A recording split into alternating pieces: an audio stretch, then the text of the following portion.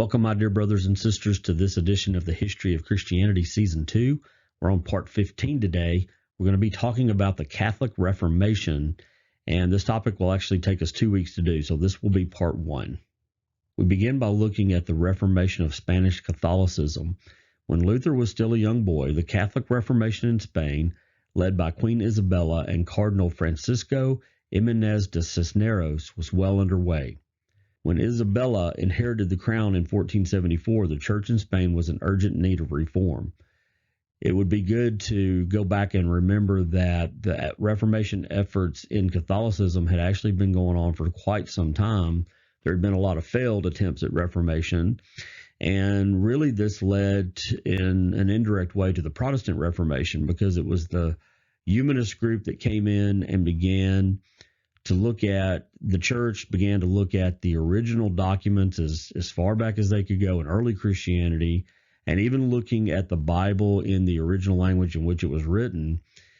They began to see that there were some problems, and some of the things that were brought to the forefront had to do with practices and had to do with corruption. Those were certainly issues that were targets of Reformation for some time. But eventually, in looking at those things and looking at early documents, there began a sense of there might need to be some doctrinal reform as well. Now, the Catholic Reformation efforts are not going to have to do with doctrinal issues, at least not now, but they are going to have to do with practices, and they are going to have to do with corruption, and they've been going on long before the Protestant Reformation. So this is not something that is a result or a answer to the Protestant Reformation. It's actually the Catholic Reformation that leads into the Protestant Reformation, and then, of course, the Catholic Reformation continues on and has to deal with Protestantism, which we'll get to that point in a few moments. But here we start with Isabella,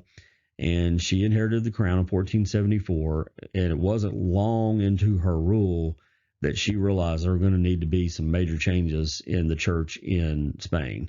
Many prelates were also great lords, putting their affairs ahead of the needs of the church. Most of the lower clergy were insufficiently trained, and some of the larger convents and monasteries had become places of retreat for the illegitimate children of royalty and nobility.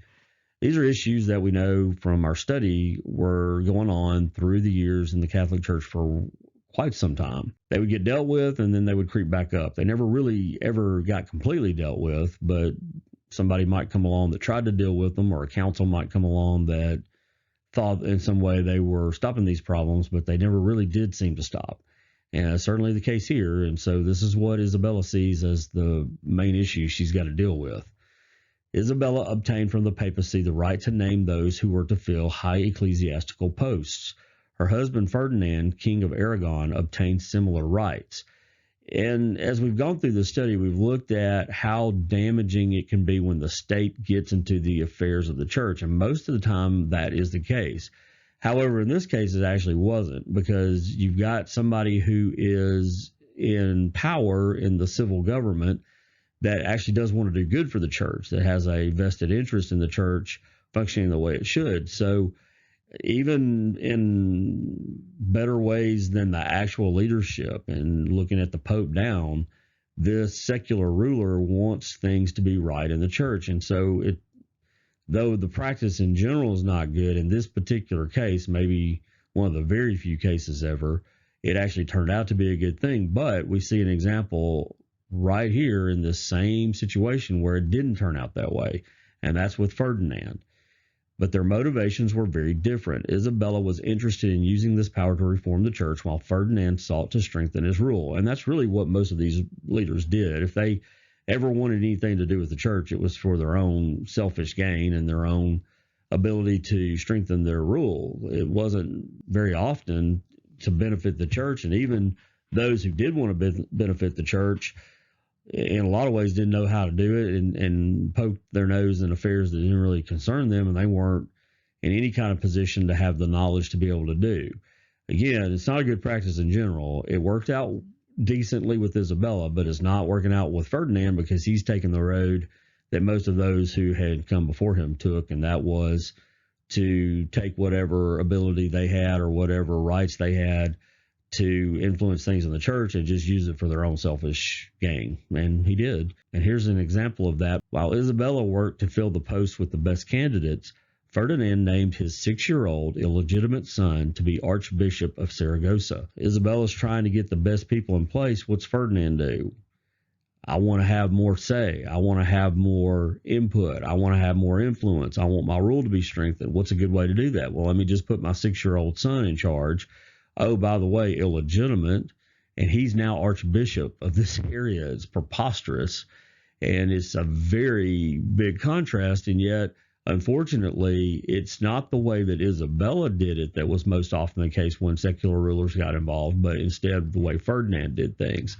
Very often these rulers would do things like this, and this was the very corruption that had to be dealt with in Catholic reform, happening right in the rule of Isabella and Ferdinand. A big contrast between the two, and Ferdinand has taken the road of those who should be reformed, while Isabella took the road of those who wanted to reform. While Ferdinand was uninterested in true reform for the church, the same could not be said for Francisco Jimenez de Cisneros, Isabella's confessor. We'll see more about this guy, but he's going to be the one who comes in and helps Isabella to actually get what they got done was done because of both of them. Now, he becomes a key figure, and we'll look at him now. Cisneros knew the vast need for reform well.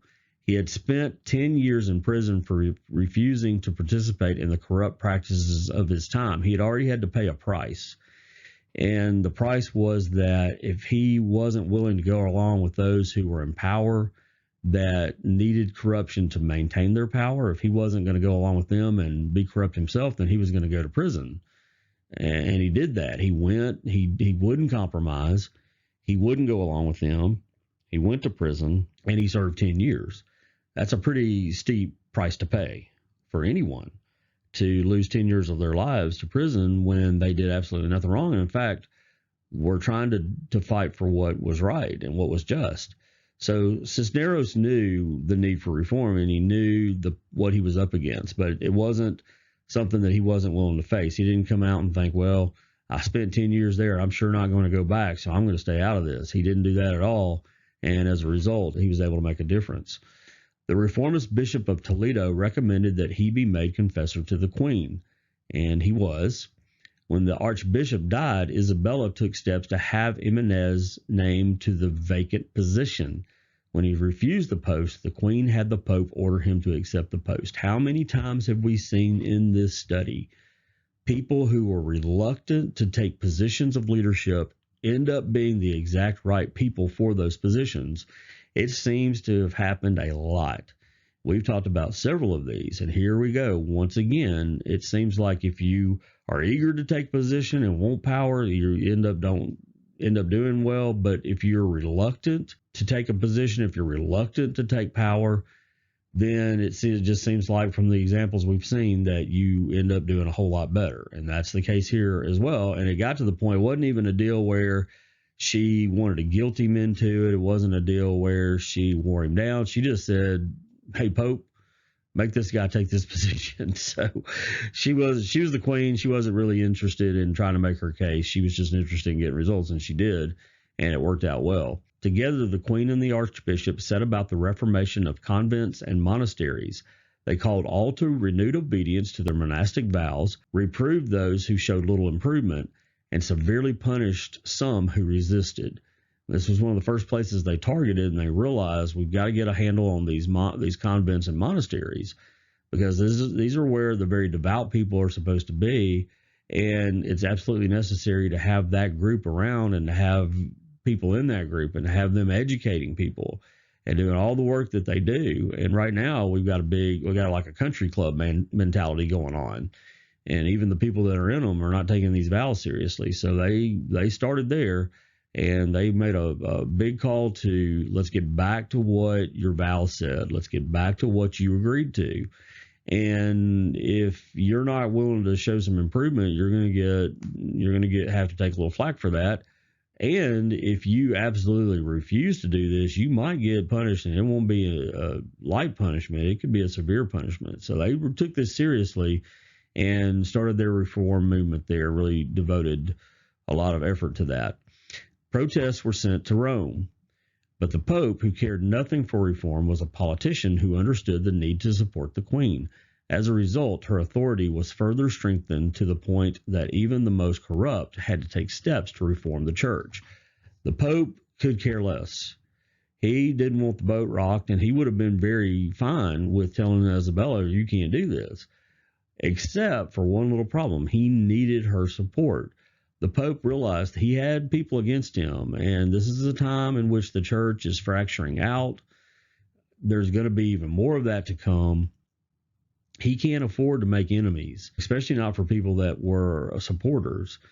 So is he going to stand up for what he might believe to be correct? Even standing up for those who are corrupt but are powerful people, the Pope wasn't going to do that because he had someone way more powerful than they were that he needed to appease.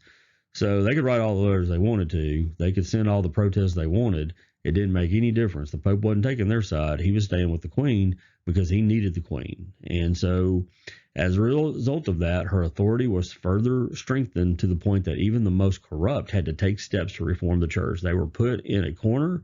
They were boxed in. However you want to put that, they didn't have a choice. So even the lowlifes that had these positions that absolutely wanted corruption for their own gain, they ended up having to go along with the reform movement, at least for now. And that's exactly what happened. The Queen and Archbishop were both scholars. They encouraged studies in order to provide learned leadership. Isabella encouraged the printing of books, seeing to it that there be printing presses in all the major cities of Spain. So this is a very good thing. They wanted education among their leadership. Many of these people who had taken these positions were not interested in learning anything. They were just interested in taking money that may come from them or having a job that let them rub shoulders with the wealthy, with the nobility, with the leadership, whatever it is. Their interests were in other things, but the Queen and the Archbishop knew that they needed these people to know what they were doing. And it's going to be even more important as we get closer to the Protestantism coming in the Reformation time.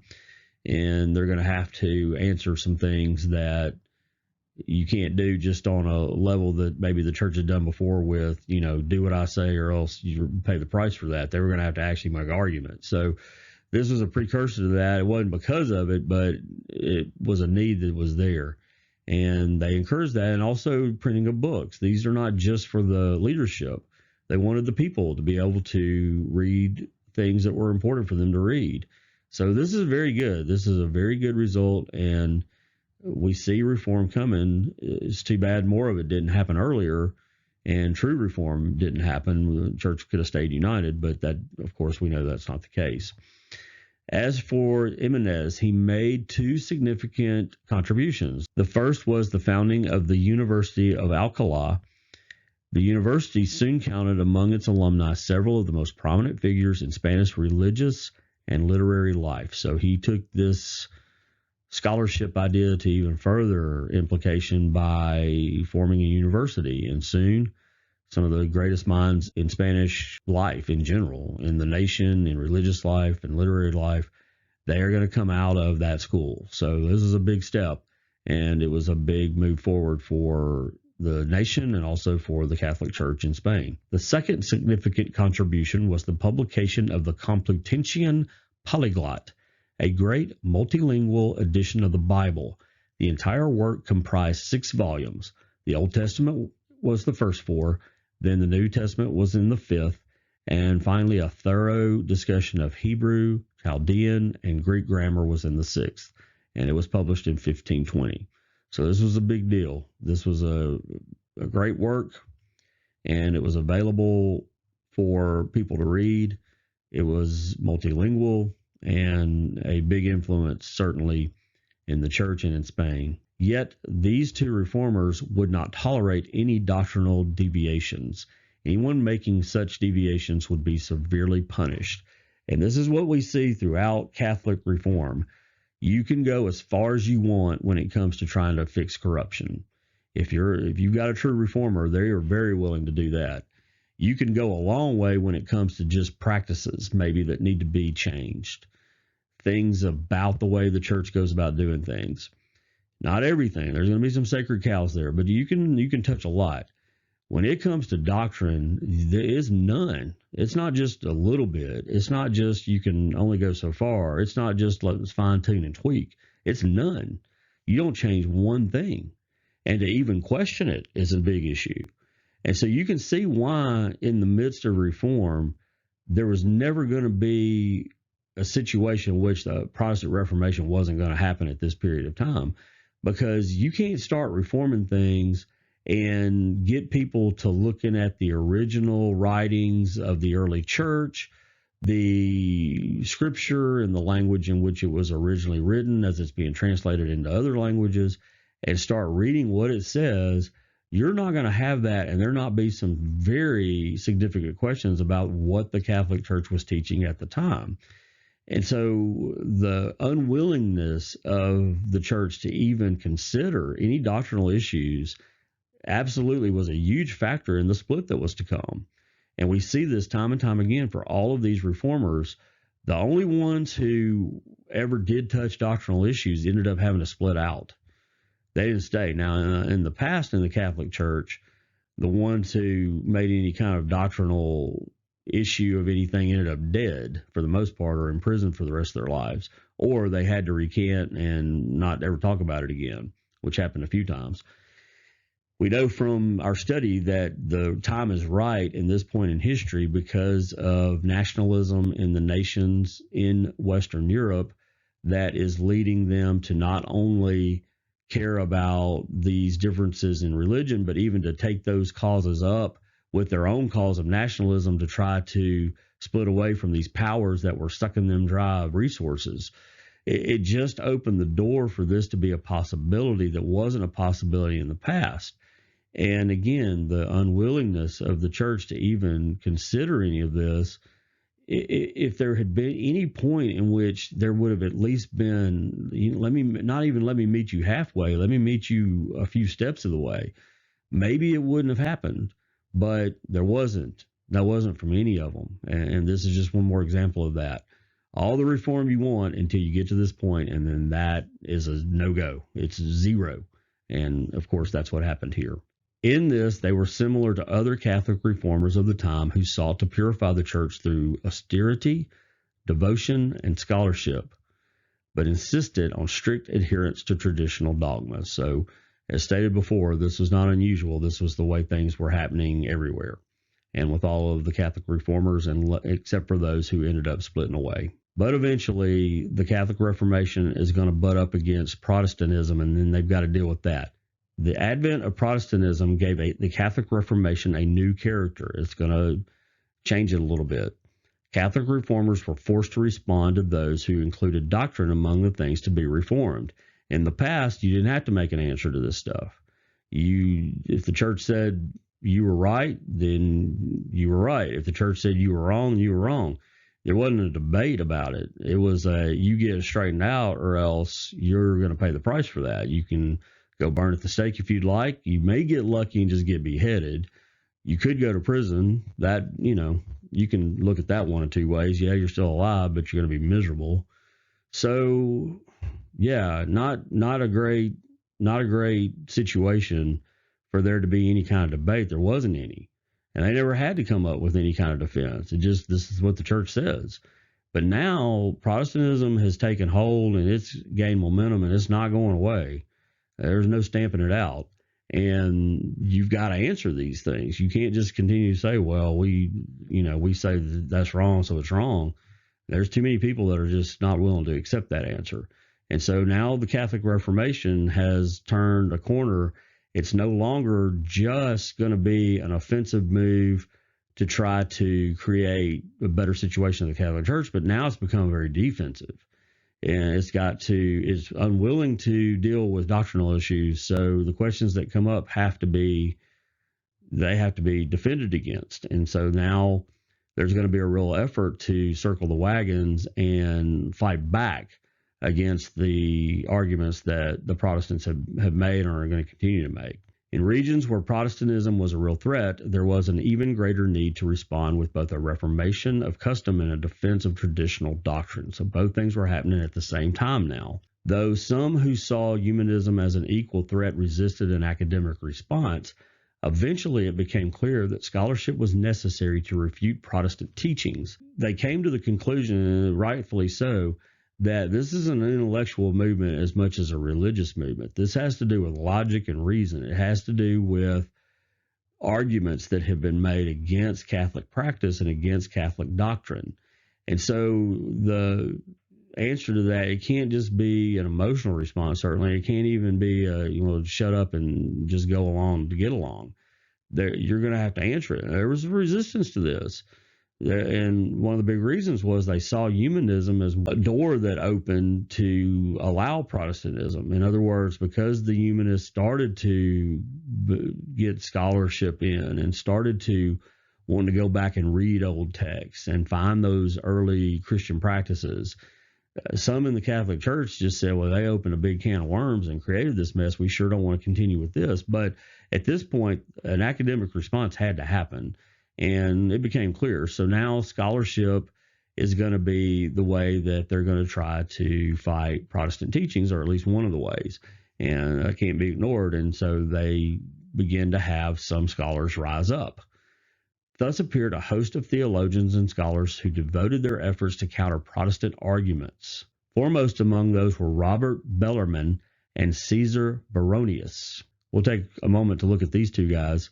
Bellarmine was the main systematizer of Catholic theological arguments against Protestantism. So he's going to be your academic guy. He's going to be the one who's going to get the theological arguments that Catholics are going to make in response to what the Protestants have criticized in the Catholic Church. So he's an important figure. Beginning in 1576, for the next 12 years, he held in Rome the chair of polemics. Toward the end of his tenure there, he began publishing his great work on the controversies of the Christian faith. This became the classical source of arguments against Protestantism, and it remained that way for many years. Bellarmine was also one of the participants in the trial of Galileo, which concluded that the notion that the earth moves around the sun was heretical. So Bellarmine was very influential. He did a lot of work when it came to putting the academic side, the scholarly side of an argument against Protestantism out to the point that he was going to be the source for a long time to come. But on the other hand, he didn't do so great with the trial of Galileo. He was on the wrong side of that issue, and it just shows you this mentality that had become prominent in the church was a real issue, and that was, if you disagree with anything, then you're a heretic. If you disagree with anything, then let's burn you at the stake. And here's Galileo, who is a scientist and has discovered a true scientific fact we know to be true. And the answer to that was not to debate why it might not be correct or what proof there would be that it's not, but just to say it's heretical. And we kind of see that in some Christian circles today. There's become a vein of Christianity that is very legalistic and what I would say is hyper-fundamentalist. I'm from a fundamentalist background and certainly conservative, but this hyper-fundamentalism that absolutely will pick apart anything and everything they can in an effort, if at all possible, to declare it to be heretical, if it in any way differs from what they think, is just, it's a problem. There is true heresy out there. There's a lot of it, actually. But when we have differences of opinion on things that have been differed about for almost since the inception of Christianity, things like the way to baptize, whether you have to be immersed or whether you can sprinkle, we can disagree about that. That doesn't affect salvation. That doesn't make you a heretic. Even things that have to do with questions about the Lord's Supper, communion, how exactly the presence of Christ is there.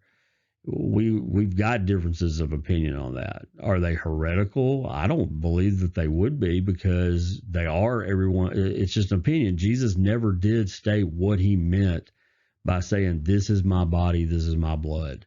In my opinion, it seems very clear it's meant to be symbolic. And he did give us the reason for saying it. And the reason for communion is to do it in remembrance of him. It's not really about whether the elements change or not. But people did want to know that, and they put significance into that through the years. And there's still, to this very day, is a disagreement about what that means. That doesn't make someone a heretic. And we can go on and on about issues like that. So the more things change, the more they stay the same. Legalism is always going to have some of the same qualities that it did, even in the time in which Jesus went against the religious legalism of his time when he was dealing with the religious leaders. And it severely irritated him. If you read the Gospels, there was not a group of people that he was more irritated with than those religious leaders, and mostly because of their severe legalism that just put a weight on people's backs that they couldn't take. And here we are again with an example of foolishness by saying a scientific idea makes you a heretic.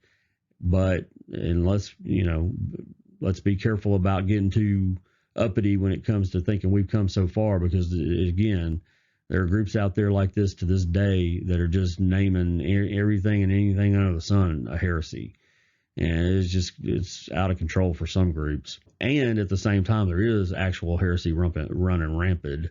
And when you just call everything heresy, then really nothing's heresy. And it takes away the power of the word. So again, just a little sidebar. We think we've come so far in history, but in a lot of ways we really haven't. Caesar Baronius was a great Catholic historian. He wrote his ecclesiastical annals in response to a group which endeavored to write a history of the church, showing how Roman Catholicism had deviated from original Christianity. There was a group that word was out they were going to put together this volumes of history, and they actually started it, but it never got published.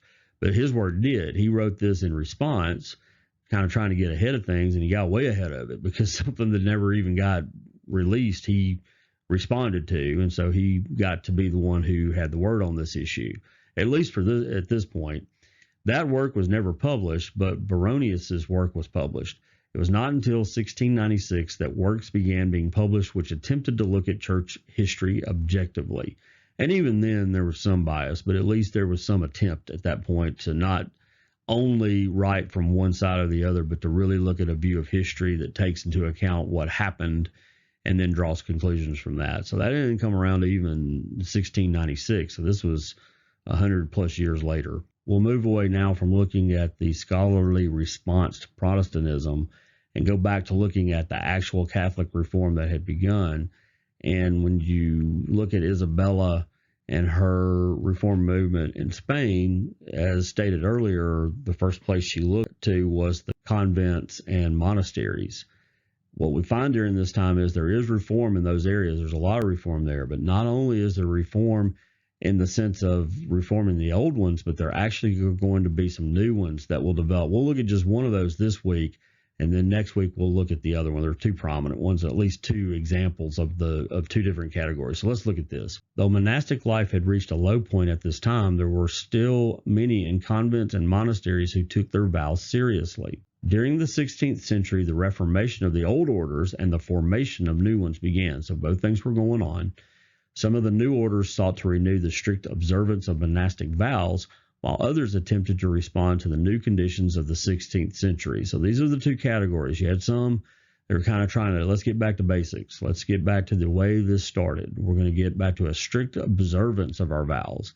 And they even saw the orders that were in existence as being so corrupt, they didn't even feel like that could happen there. So they broke off and created new ones, not to make something new, but actually to try to get back to the simplicity of the early ones. But then there's also another category of orders that came about at this time that were trying to respond to the conditions of the day and time in which they live. So we're going to see examples of both of these. We'll look at the example of one that tried to get back to the simple times, the more strict times, to this week, and then next week we'll look at one that wanted to respond to the new conditions. The most noteworthy of the new orders of the first type was the Discalced Carmelites, founded by Saint Teresa. The Jesuits, under the leadership of Ignatius Loyola, were foremost amongst the orders that hoped to respond to the new times with new solutions. So these were the two groups. One was this Discalced Carmelites group. That's the one by St. Teresa. That's the one that wanted to try to get back to a strict observance. They didn't want things to be so loosey-goosey as they had gotten. And then the Jesuits, I know you've heard of that one. That's the one that tried to make more of a modern response. So we'll look at that one next week, actually, but we'll focus in today on the one started by St. Teresa. So in order to look at this, let's start by looking at some things about St. Teresa. Teresa spent most of her youth in Avila, an ancient walled city located high in the plateaus of Castile. She felt attracted to the monastic life from an early age. When she finally joined the Carmelite convent of the Incarnation, she did so against her father's wishes. Her daddy didn't want her to join this convent, but I guess most kids at this age rebel.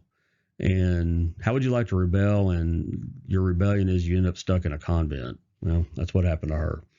While there, her wit and charm made her popular among the aristocracy of the city. I guess I shouldn't really say stuck. I think that's what she wanted to do. But she was a witty woman, and all these people wanted to come see her. So the aristocracy of the city, they'd come out, and they wanted to visit and exchange pleasantries with her. I wanted to kind of get an example of this lady living out here in this convent that was, they got their attention in some way by the way she conversed with them. So it's kind of like going to the zoo or something, or a circus maybe, and seeing something that's odd. And they were brought out from that. You can imagine she probably wasn't all that excited about it.